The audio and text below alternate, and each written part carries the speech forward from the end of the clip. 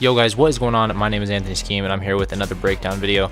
Today we'll be breaking down my last release, King, which is a bass house track kind of inspired by Habstrakt with, some dubstep influences. So we're just going to be hopping into the project file. I'm going to be explaining the patches, the structure, the mixing, and the overall concept to you guys, and hopefully be able to answer some questions you may have or give you guys some insight on how I make my tracks and how maybe you can make your tracks in the future as well. So let's jump right into it. So this is the actual project. Keep in mind that this isn't super mixed. The way I like to mix down is I bounce on my stems, and then I really mix down in a separate project with my bounced stems. So I'll just kind of make things quieter, clean them up in this process, and then do the majority of my mixing in a fresh project with stems bounced. So we ended up changing the vocals for this track, the vocal sample. So I did the vocal sample in my other project that I was just talking about. So this is just kind of a bounced vocal from that project, but I can still explain what I did. So let's just start here. We ended up taking out the mix-in for this track for different streaming reasons. So I'll just start where the track begins on the released version.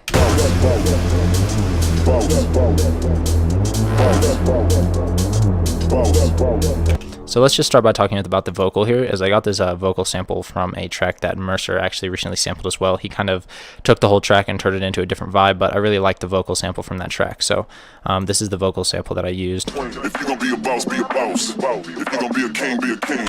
So you can kind of hear the background of the original song in there. There wasn't an acapella for this, and there usually is for the vocal samples that I use, but this one didn't have one. So what I did is I did a EQ.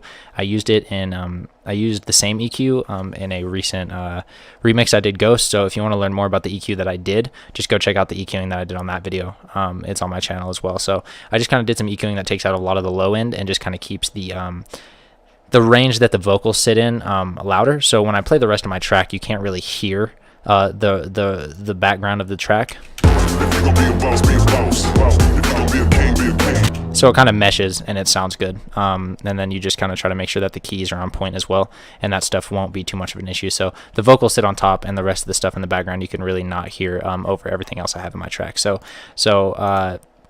I pitched it down a little bit, kept it in key, and then I did that EQ to take out all the background shit. So here to bring it in, I just took a sample of him saying boss and then threw a delay on it. And then I filtered that delay out, obviously, and that just kind of works for the intro. And then the height of the vocal comes in here. So let's talk about a little bit about the sound design that I used for the intro here. This is kind of my signature pad. So it's just kind of a Reese pad with a sub bass under it as well. And then the sub bass, which you can't really hear. It just kind of adds another bass, and then I EQ'd out some of the low end on the Reese pad.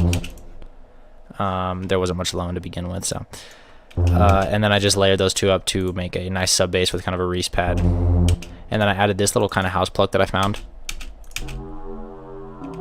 Or no, sorry, I added this pad on top of it. I forgot my own track. I added this pad on top of it to kind of create a little bit more atmosphere. Here, I need to stop soloing these. And then I found a little brass sample I threw on top of it. And then I just simply reversed it, so it kind of comes in and out. And that just kind of makes it blend a little bit more. And then I used that for the intro with just these perks. These perks are in my sample pack that I released with Panther's Groove. Just a nice little perk loop. And then threw some FX in here. I also have a little atmosphere in the background that I got from Drezzo sample back. Pitched it down a little bit, changed the timing up to fit the timing of my track. You can barely hear it in the background, but it just adds a little bit of extra space and atmosphere to these pads that I have going here. So when the actual main vocal comes in the middle of the break and intro, I added some kicks, just a really simple kick and clap pattern.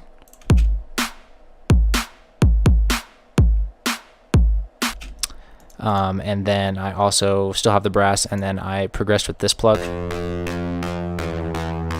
I have this pluck sitting in the back of my mix a lot, so it just kind of adds a little bit of distortion. It kind of sounds like a distorted guitar. I don't know, I just found it sounded cool and I threw it on there to see how it layered. And then I have my main pluck here. This is just a patch I found going through a bunch of plucks. I don't know if that was pretty cool. That was pretty cool. So I just threw it in there, messed with it a little bit. Layered that with this. And then once you have all these together, it sounds pretty cool in my opinion. Throw with that little perk on there too. So it kind of keeps the bounciness of that original house track vibe, but it kind of has like a break beat, and it kind of fits the rap vocals a little bit, you know what I mean? So it kind of has that vibe of a house track intro, but at the same time has some, you know, rap influences as well, which is kind of what I like to do with my intros. With the atmosphere there as well.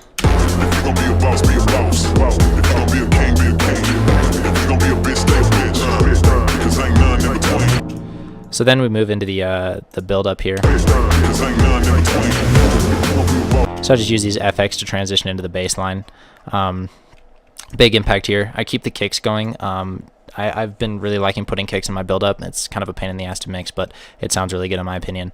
And then this is our last brass that comes in here. We kind of use it on top of the impacts. So then what I did here is I took the pad that I was using for my intro and I used it as a build pad. So what I did is I just rendered a long part of it, and this kind of helps with pitching it up, especially since it's a massive patch. Pitching and massive is a pain in the ass, and I don't really fucking understand it. So what I usually do whenever I need to pitch massive, I just bounce a stem. So it's just one long drawn out note, and then as it goes, it kind of pitches up.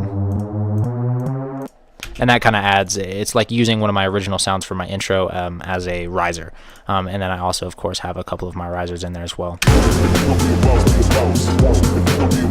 And then I just kind of looped this one part of the vocal.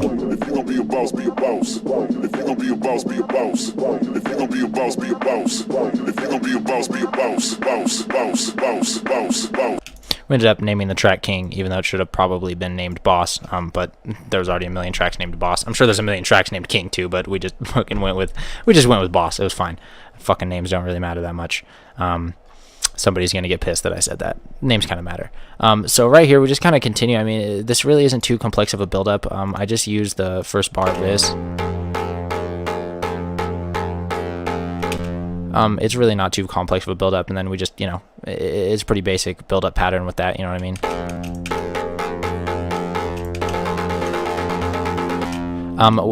What I end up doing is I filter a lot of this out, and for that I just use DJM filter. So that's somewhere in my automation. I can expand these so you guys can check that automation out. So this is the pitch for the build patch, for instance. There's going to be a lot of filtering in here as well to filter this shit out. I use DJM filter to do all my filtering. So for instance, it's kind of a pain in the ass to show you guys, but let me just turn all of my automation on. I have to solo every fucking thing in the track to show this, but it's worth showing. So you can kind of see how I do that. So I'm already filtering a lot of that out. So, you know, I want all my main elements to be pretty prominent in this area here, in this area here. But as we start getting into the last like 3 bars of the build-up, I really want stuff to kind of be fading out. So first of all, it helps transition from the intro into the build-up, which, like I always say, is really, really important. Plus, once that, you know, drop hits, if you want to call it that, it's going to make it a lot more powerful, since a lot of the stuff is filtered out by this area. So like I said, it transitions nicely from the sounds that we have in the intro to the sounds that we have in the bass line. So most of this just kind of stays, this pad just stays, and then we just have a pretty basic pattern for my claps and snares. We have this snare that comes in here. Let me turn this off. This comes in really filtered, and as it progresses, it gets defiltered and defiltered, and then in the last bar, we have it really filter up and pitch up. So that's another important thing. Usually in the last bar, I'd say, of my build-ups, I really pitch everything up quite a good bit. So So once again, it helps bring tension, it helps bring hype, and it keeps that last bar, the bass line, really, really thin, because it just makes the drop that much heavier when everything's really thin in that last build-up, that last part of that build-up. So another thing that I do to kind of help transition from the intro into the bass line is I'll layer my lead for my bass line. So for instance, I rendered my bass line lead, and we'll talk about why I have my bass line lead rendered in just a second here. And we'll kind of have that defilter as we go up. So here's my whole bassline, or my whole build-up played.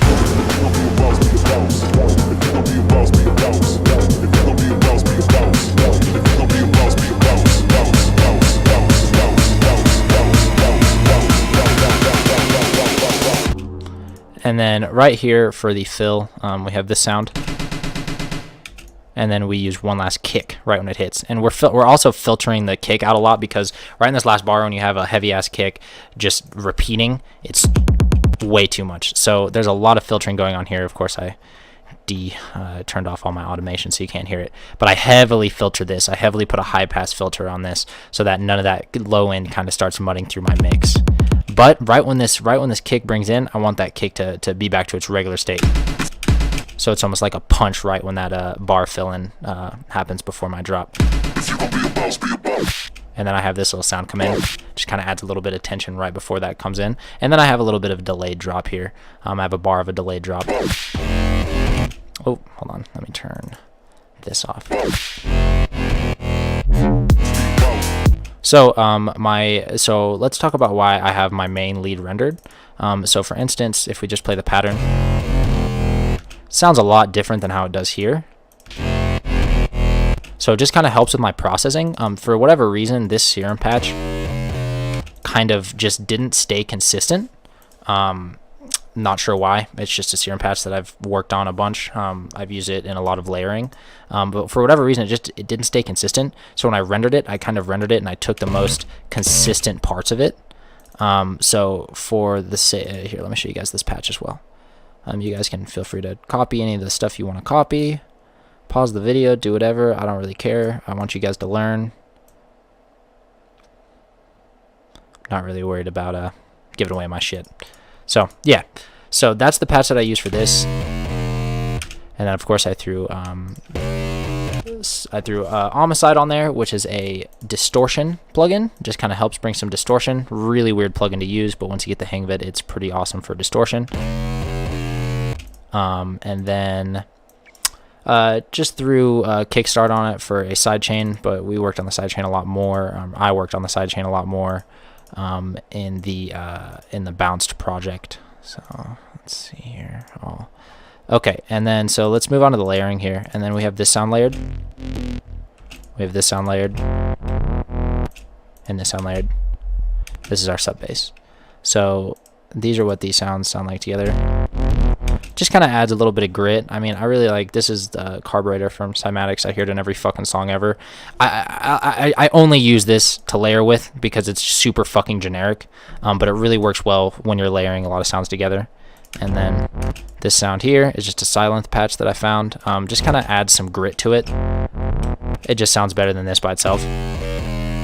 Just adds a little grit. Add a little low end. So I just kind of play around when I'm layering tracks. This is the first sound that I had when I was coming up with the idea of the track, and then I just kind of layered these other sounds in to just make it sound more full. But like I said, so for now I'm just going to turn this lead off, and we're going to listen to the rendered lead. Like I explained why that was earlier. And then so this comes in here with a delayed drop, and then I have this wobble, kind of a robotic delayed wobble. And then here, and then I just have a DJM filter on there for a break, some EQ. This is the EQ that I used on it. Pretty basic EQ. Let me show you guys the EQ that I used on the lead, because I feel like that's pretty important. This is the EQ that I used on the lead. Also really fucking basic. Just boosted a little bit of the high mid area around 2800 hertz. So let's play this out together. Oh, let me show you that. That has that filter on it. So this is the wobble patch that I used. Oh, I should have fucked something up there. You guys can see what I did here. All my effects there. Matrix there. Pretty basic patch, just one of the patches that I like using. And then I bring in with my kick and everything else. So I just find that that delayed drop is kind of fun for shows. Brings a little bit more hype, especially after a really high build-up.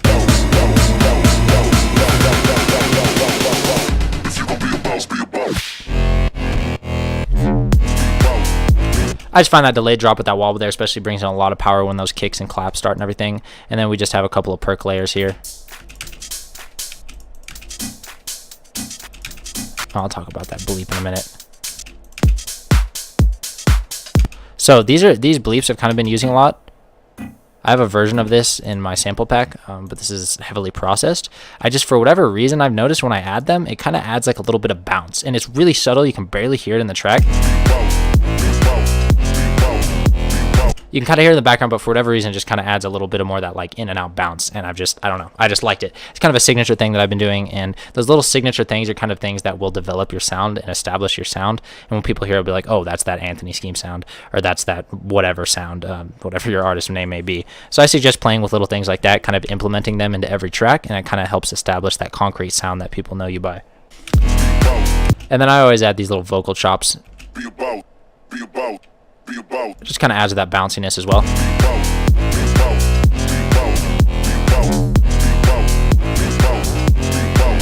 So yeah, so I mean everything is really based around just these lead sounds, you know what I mean? Like,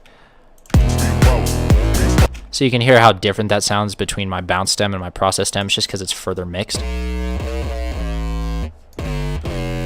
But I've been really liking these long drawn out basses lately. I've been hearing them a lot in dubstep, and like I said, I take a lot of my inspiration from dubstep. 90% of my homies produce dubstep. I have very few homies who produce house.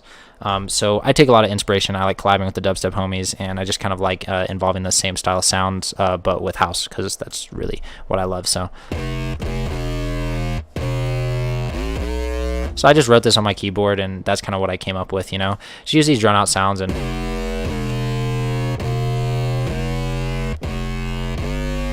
so feel free to, you know, work on patches like this. You know what I mean? Like I said, rip this patch, make some new stuff like that.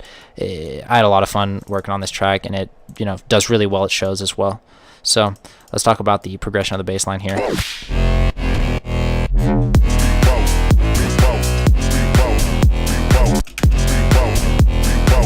We have a little break here. So what we did is I just cut out the last bar of the original patch, and I used it as a break.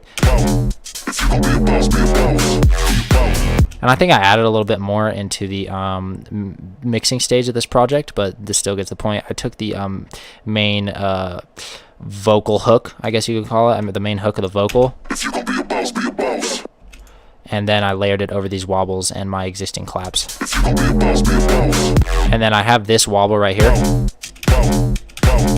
And then I use that with a filter here, and I filter it from really filtered back in, and it just kind of helps with that that break a little bit. I usually add, you know, a couple breaks in a bass line. It helps kind of ease the tension, keeps things mixed up, and then it brings that tension back in for the second half of the drop. And then I just duplicate this clap because it's just, I don't know, it's kind of that Swedish House Mafia thing. And then I have this wobble come in once again just to add some variation from what we had. Let me show you guys this patch here. Oh, it's actually a sample. So it's just a sample I found. Post-processed it, threw some delay on it. For that kind of robotic-y sound. Threw some reverb on it. And then threw some EQing on it as well. So I use that that delay as it's kind of just adds a little bit of robotics to it. Has a little bit of a grime and metallic sound to it, and then once again I use this kind of like whip sample.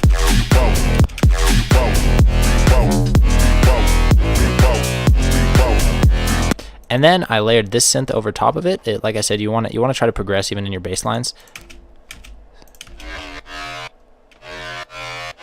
So once again, just another Sceam patch I had. I'm pretty sure it's the same patch as the lead. That's what I'll do sometimes is I'll take the same lead patch and then I'll layer it over it for the second half of the bass line in a higher octave. So I just raised the octave one part. Oh, I forgot you guys can't see. Here's the piano. Here's the melody for the bass line. Here, this is what the whole bass line uses, just in different octaves.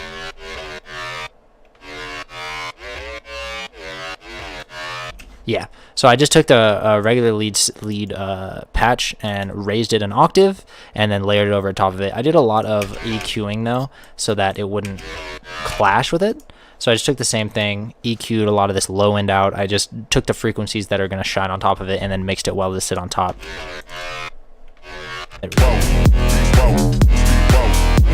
Just kind of adds another, you know, a little bit of variation, a little bit of progression to the track. And yeah, and then we just kind of continue that out, cut out the kicks in the last bar of the bass line.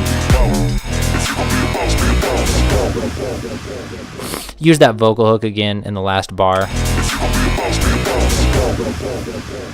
And then I threw a bunch of delay, sorry if you can hear my dog barking, threw a bunch of delay on the vocal so that it transitions into the break better.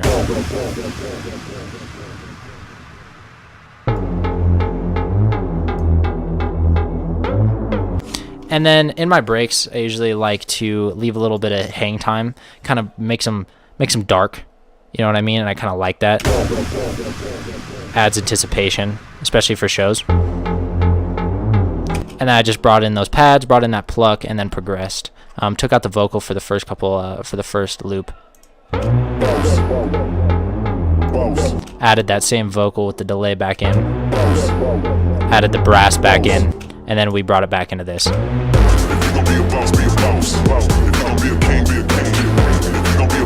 then we pretty much looped that same exact structure. And then for the second bass line, we added another sound, another layer.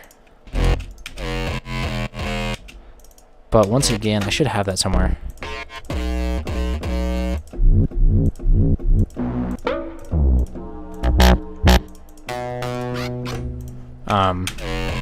We just added another layer. I'm not sure why it's not in here.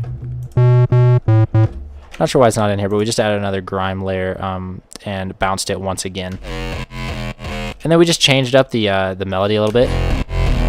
So instead of it just being like dun dun dun dun, you know what I mean? We just did dun dun dun dun, and then kept that going. Adds a little bit of variation. I always like to throw another layer on top of my leads in the second bass line. You want that second bass line to almost be a little bit cooler than the first, or at least most of the time I feel like it's cooler than the first. Just add some variation to it. Same structure. And then we brought it into the mix out.